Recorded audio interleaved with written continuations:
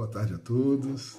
É um prazer estarmos aqui novamente reunidos, ainda que virtualmente, para conversarmos um pouco mais acerca da doutrina espírita, que tanto nos esclarece e tanto nos conforta.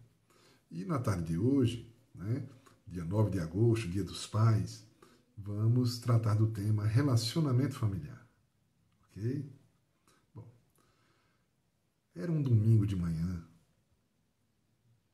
há muito tempo atrás, mais de 30 anos. Era uma manhã ensolarada, na cidade do Recife, no bairro de Santo Amaro, em uma escola pública, onde eu fui realizar um concurso público. Acontece que, naquele dia, aquele dia tão bonito e muito cedo, um dia de domingo, eu havia me levantado bastante cedo para não perder o horário da prova. Peguei o ônibus e me dirigi até o local da prova. Mas quando fui entrar na escola, havia chegado cedo, fui precavido para não ter nenhum problema, não é? Quando eu fui entrar, eu percebi que havia esquecido o cartão de inscrição. E sem o cartão de inscrição, eu não poderia realizar aquele concurso público. E todo aquele esforço seria perdido. Eu ainda muito jovem, então eu pensei, e agora, o que eu faço? Porque eu morava longe. Se eu fosse pegar o ônibus, voltar para casa, para pegar o cartão de inscrição, eu não conseguiria chegar a tempo. Não tinha dinheiro para pegar táxi. Então, eu pensei, só tem um jeito. Telefonei para casa, meu pai acordou, era bastante cedo. Eu expliquei para ele a situação e ele disse, tudo bem. E eu fiquei lá esperando, na avenida, na frente da escola. Passado algum tempo, minha casa era longe, num bairro um pouco distante, mas de carro com uns 20 a 30 minutos. Nesse horário não tinha muito trânsito, então lá vem meu pai chegando de carro. E eu nunca esqueci daquela cena. Eu olhando, ele se aproximando, e eu preocupado, será que ele ficou chateado? E quando eu vejo ele se aproximando com o carro, ele lá de dentro eu vejo que ele estava sorrindo. Sorrindo, parou na frente da escola, me entregou o cartão de inscrição, me desejou boa sorte, me despedi dele e ele foi embora. Eu fiz a prova, tirei uma nota boa, passei, mas não consegui ficar nas vagas iniciais. Só diversos anos depois é que eu fui chamado. Mas essa conquista só foi possível graças àquele desprendimento de meu pai. E essa lembrança eu elegi como sendo uma imagem especial que eu guardo do meu pai. E ele já faleceu há muito tempo. Ele faleceu agora em julho, no mês de julho passado, completou 30 anos que ele desencarnou. Mas alguém pode dizer, puxa, então que bom, você tinha um bom pai, você tinha um bom relacionamento com seu pai. Mas não era assim. O meu relacionamento com meu pai, desde criança, foi extremamente complicado. Tivemos muitas brigas, confusões, mal-entendidos, discussões diversas, que foi pela adolescência fora, e só veio a amenizar depois que eu me casei e tive meu filho, meu primeiro filho, que ele tinha uma ligação muito forte, com uma ligação espiritual, provavelmente. Gostava demais do meu filho. Era o seu primeiro neto, E os dois tinham uma afinidade muito grande. Só que ele só teve 3 anos de convivência com esse neto, que é meu filho, e veio a desencarnar. Teve uma doença grave e desencarnou. Mas nesses 3 anos aí, a gente melhorou um pouco o nosso relacionamento, que era complicado. Para vocês terem uma ideia, nós não nos tocávamos pele com pele, porque é como se desse um choque. Havia uma reação tanto da parte dele quanto da minha parte, desde criança. Interessante isso, Só com a doutrina espírita é que a gente consegue entender as razões dessa animosidade, dessa falta de sintonia e até dessa sensação de repulsa que existe entre uma pessoa e outra, que eram para ser unidas, pelo fato de estarem juntos ali como pai e filho. Mas a doutrina espírita, através da teoria da reencarnação, vem nos explicar que muitas vezes nós estamos na família hoje juntos, mas nós temos um passado de conflitos, existências anteriores que não acabaram muito bem, acabaram na inimizade, e quando a gente desencarna, continua muitas vezes esse conflito, e o mecanismo que existe para nos fazer as pazes, para proporcionar, né, para nós o caminho do reencontro, é nos reunir muitas vezes na mesma família. Provavelmente, esse caso de meu pai é um caso desse, como é o de muita gente. Mas eu resolvi, né, de minha parte, eleger. Quando eu lembro do meu pai, eu me lembro dessa cena que eu contei para vocês, ele me entregando um cartão de inscrição, sorrindo para mim, ainda com sono, numa manhã de domingo, que era dia de descanso, mas ele foi lá, ele teve esse desprendimento, esse cuidado comigo, né, a despeito de todos os problemas que nós já havíamos tido em momentos anteriores. Então, tudo isso serve para... Por que eu elegi isso como sendo uma data especial? Uma lembrança, uma memória especial.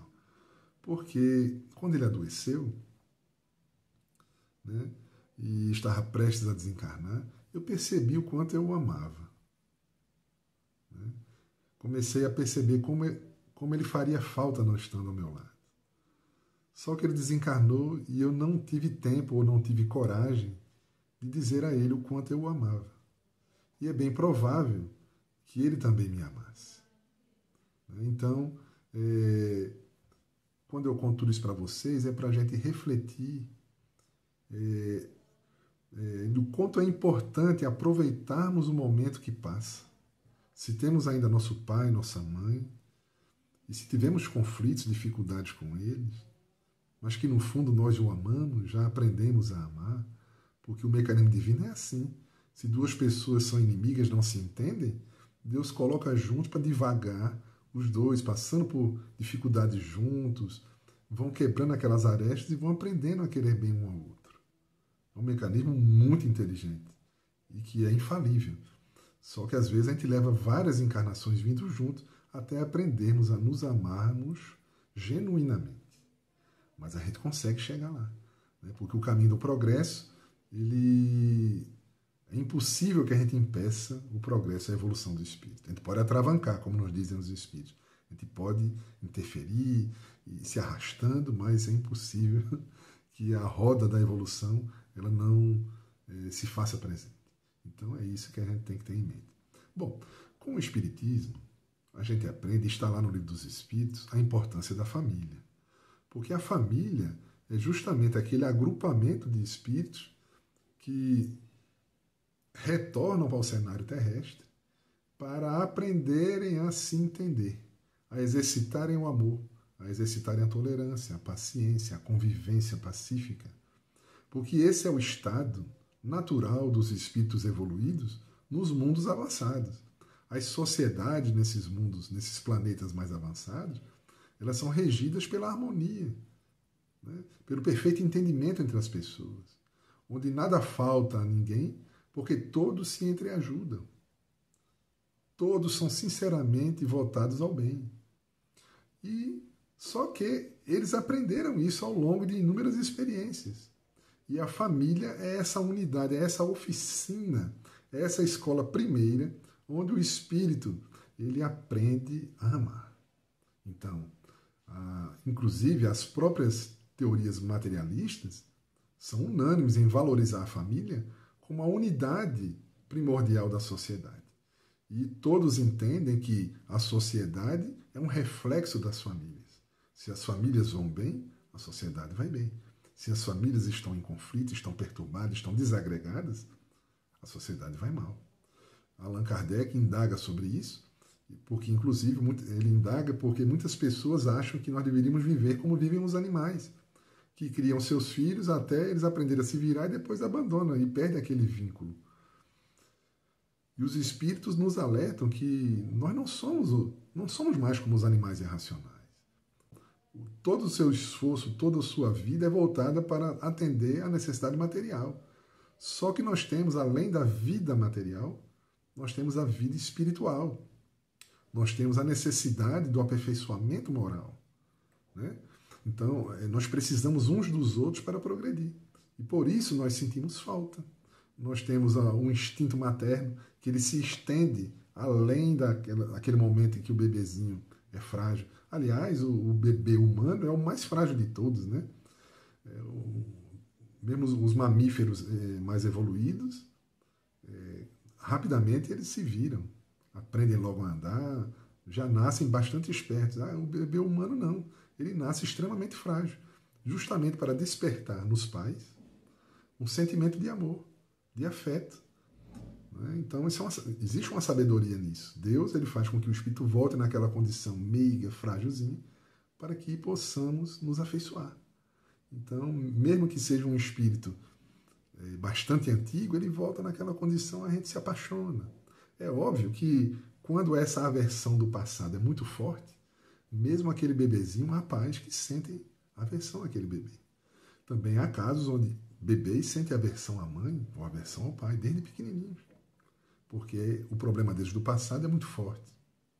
A gente aprende isso com a doutrina espírita. Entretanto, mesmo nesses casos, é possível a gente ir revertendo essa animosidade, aprendendo a respeitar, a querer bem, aproveitando as experiências do dia a dia para nos aproximarmos. Mas temos que fazer a nossa parte. Porque se a gente der vazão a sentimentos de ódio, sentimentos de desprezo, então a coisa vai piorar. Vamos precisar de mais encarnações voltando juntos até aprendermos, deixarmos de sermos teimosos e aprendermos a querer bem aquelas pessoas.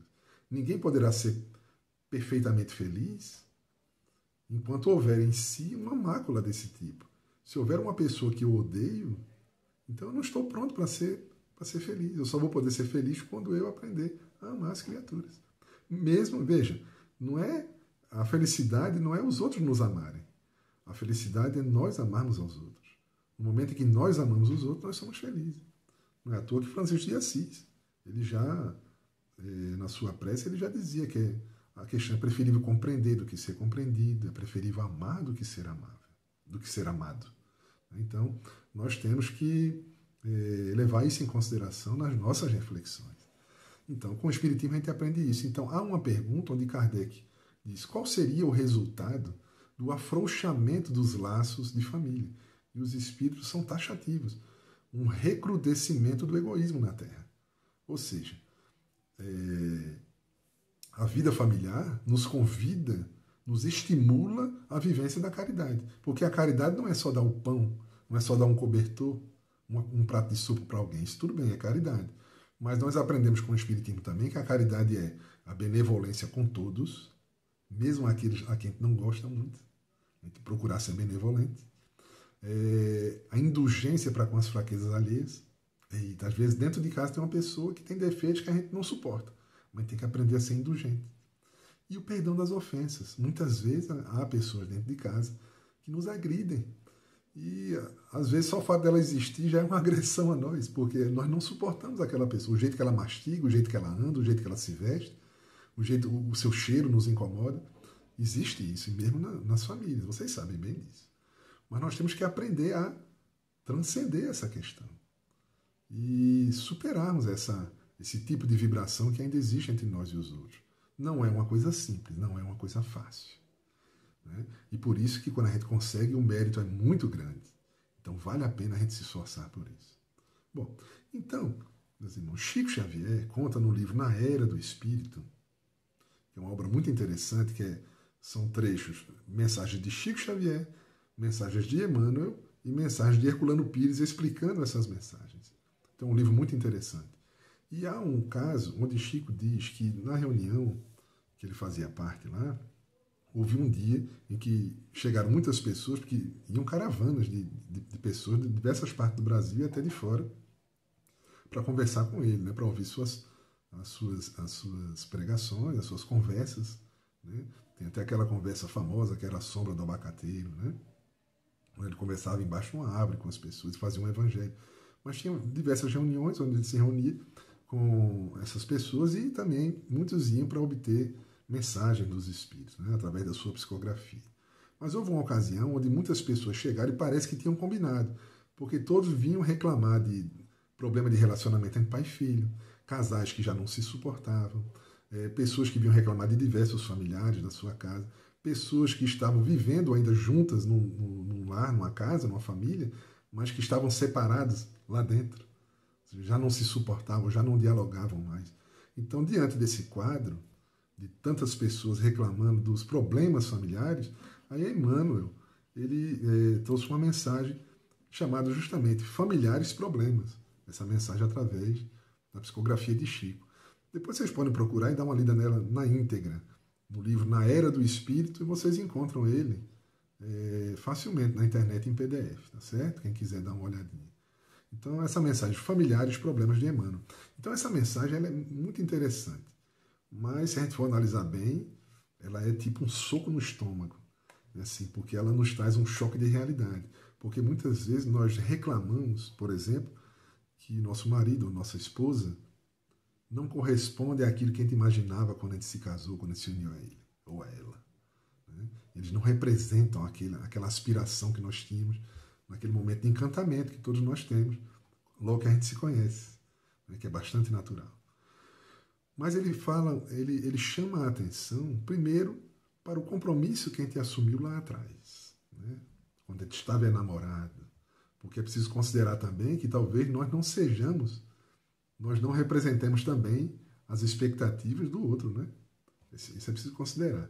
Mas há uma questão que ele chama a atenção, para mim é fundamental, que a gente deve levar em consideração em nossas reflexões. E ele diz o seguinte, eu vou ler esse trechinho para vocês. Se a criatura que te compartilha transitoriamente o destino não é aquela que imaginaste, e sim alguém que te impõe difícil tarefa a realizar, observa que a união de ambos não se efetuaria sem fins justos, e dá de ti quanto possível para que essa mesma criatura venha a ser como desejas. Vejam, essa mensagem é um soco no estômago. Né? Assim, figuradamente falando, né, gente? Porque é o seguinte, será que nós estamos fazendo a nossa parte, estamos nos comportando de uma maneira que estimule o nosso companheiro ou companheira a ser da maneira que a gente deseja? Se a gente quer que ele seja, por exemplo, mais gentil, será que a nossa reação com ele, o jeito da gente falar, estimula ele a ser gentil? Ou será que o nosso jeito de ser, na verdade, estimula ele a ser grosseiro? Né? Se a gente quer que o outro seja mais organizado, será que o nosso jeito de nos comportar, ele também estimula o outro nesse sentido? Ou nós somos daquele que coloca o outro para baixo, que não valoriza? Quando o outro faz um esforço por se organizar, fazer a coisa direitinho, a gente não faz um elogio, a gente até menospreza, ou trata na condição de uma obrigação pura e simples. Então tudo isso deve ser levado em conta nas nossas reflexões. Uma outra coisa que Emmanuel levanta é o seguinte, que todos nós temos o direito de nos divorciarmos, por exemplo, né? Mas que esse compromisso ele vai ser adiado. Mas esse compromisso vai ter que, em algum momento, vai ter que ser retomado. Se a gente tem um compromisso um com o outro, em algum momento a gente vai ter que acertar essas contas. Então essas separações não são para sempre. Então, e principalmente, é lógico, nós temos todos, se a relação está desgastada, não tem mais condições, estamos já um agredindo ao outro, é melhor mesmo que haja o divórcio. Mas é preciso tentar, é preciso valorizar. Uma das formas de fazer isso aí, que eu gosto muito de falar, é a gente pesar as coisas boas em relação às coisas ruins. Porque, na verdade, quando a gente tem um problema, a gente olha só o defeito do outro e esquece dos muitos momentos bons que o outro tem. Se a gente lembrar e colocar numa balança, a gente vai ver que, na verdade, tem muita coisa boa, talvez haja até mais coisas boas do que coisas ruins. Então, nesse caso, vale a pena a gente continuar. É preciso levar isso em consideração. Né? Mas há uma coisa aqui que eu acho surpreendente, que Emmanuel fala, merece a reflexão. Ele nos diz o seguinte, que muitas vezes esse jeito de ser do outro que hoje nos incomoda, né, esse jeitinho que ele tem, que ela tem, fui eu que o estimulei ou a estimulei em vidas anteriores. Fui eu que levei a pessoa a ser desse jeito.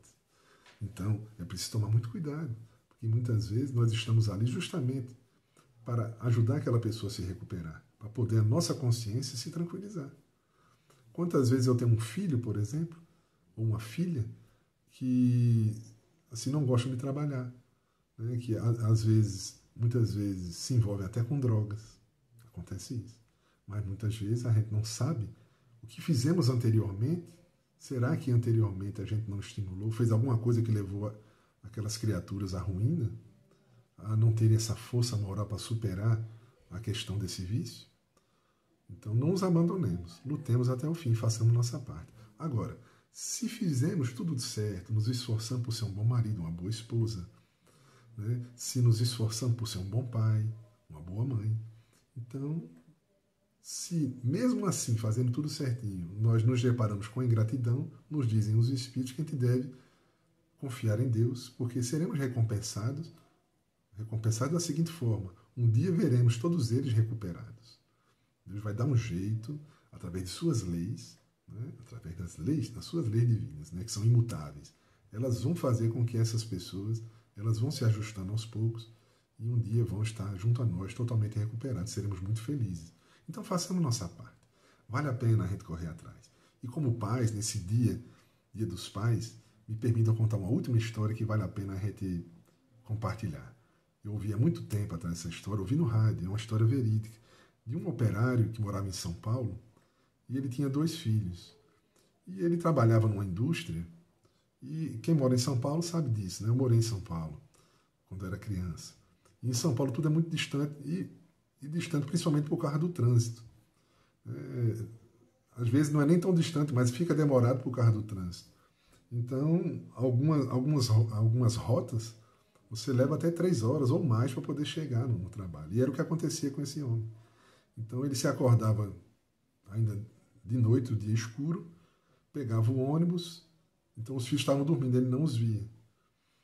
Ia para o trabalho, trabalhava de 8 da manhã até as 6 da noite. Quando ele voltava, já chegava também, já mais de 10 horas, né? Então os filhos já estavam dormindo.